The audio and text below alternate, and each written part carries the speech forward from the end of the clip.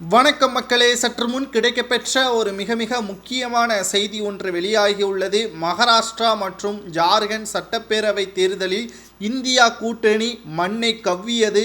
இன்று காலை 8 மணியில் இருந்து தேர்தல் முடிவுகள் வெளியாகி கொண்டிருக்கக்கூடிய நிலையில் ஒவ்வொரு மணி நேரமும் இந்தியா கூட்டணிக்கு படுதோல்வியாகத்தான் தற்பொழுது தேர்தல் முடிவுகளை நம்மால் பார்க்க முடிகிறது. இது மிகப்பெரிய ஒரு பாதிப்பை தமிழகத்தில் திமுகவின் கூட்டணிக்கும் ஏற்படுத்தும் என்பது இதன் மூலமாக தெரிய வருகிறது. அதாவது மகாராஷ்டிரா மற்றும் ஜார்க்கண்ட் சட்டப்பேரவை தேர்தல் பதிவான வாக்குகள் இன்று காலை 8 மணியில் இருந்து தொடங்கி எண்ணப்பட்டு வருகிறது. முதலில் தபால் ஓட்டு வாக்குகள் எண்ணப்பட்டு தற்பொழுது வரை மகாராஷ்டிரா ஜார்க்கண்ட் பாஜக தான் முன்னிலையில் இருப்பதாகவும் பாஜக கூட்டணி முன்னிலை வகித்து வருவதால் இந்தியா கூட்டணி மிகப்பெரிய ஒரு தோல்வியை மீண்டும் ஒரு முறை சந்திக்கக்கூடிய நிகழ்வாக அமையும் என்றும் தற்பொழுது நம்மால் பார்க்க முடிகிறது. அதாவது மகாராஷ்டிரா முன்னிலை நிலவரப்படி பாஜக மகாயுதி அணி 180 தொகுதிகளிலும், காங்கிரஸ் மகாவிகாஸ் அகாடி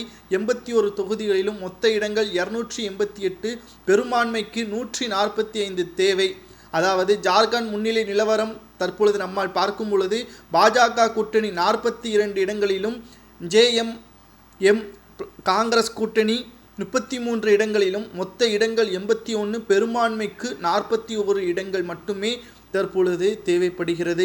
மகாயுதி மற்றும் மகா விகாஸ் அங்காடி மகாராஷ்டிராவில் 288 சட்டப்பேரவை தொகுதிகள் உள்ளன. இந்த தொகுதிகளுக்கு ஒரே கட்டமாக கடந்த 20ஆம் தேதி வாக்குப்பதிவு நடைபெற்றது.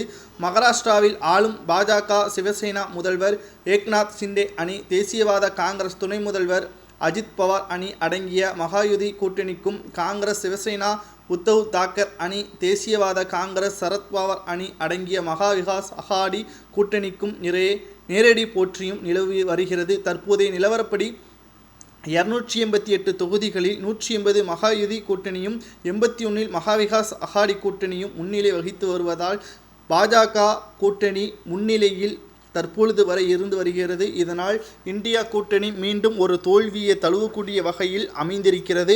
மகாராஷ்டிரா தேர்தலை பொறுத்தளவிற்கு மீண்டும் மத்தியில் மக்களவை தேர்தல் நடைபெற்றாலும் பாஜக கூட்டணி தான் அடுத்த முறை வெற்றி வாய்ப்பை தக்க வைக்கும் என்பதற்கேற்பதான் தற்பொழுது செய்திகளையும் நம்மால் பார்க்க முடிகிறது. அடுத்த முறை 5வது முறை மோடி பிரதமராக ஆவதில் எந்த ஒரு பாதிப்பும் ஏற்படாது என்பது இந்த தேர்தல் மூலமாக தெரிய வரும். இன்று மாலை அறிவிப்புகள் வெளியாகும் பொழுது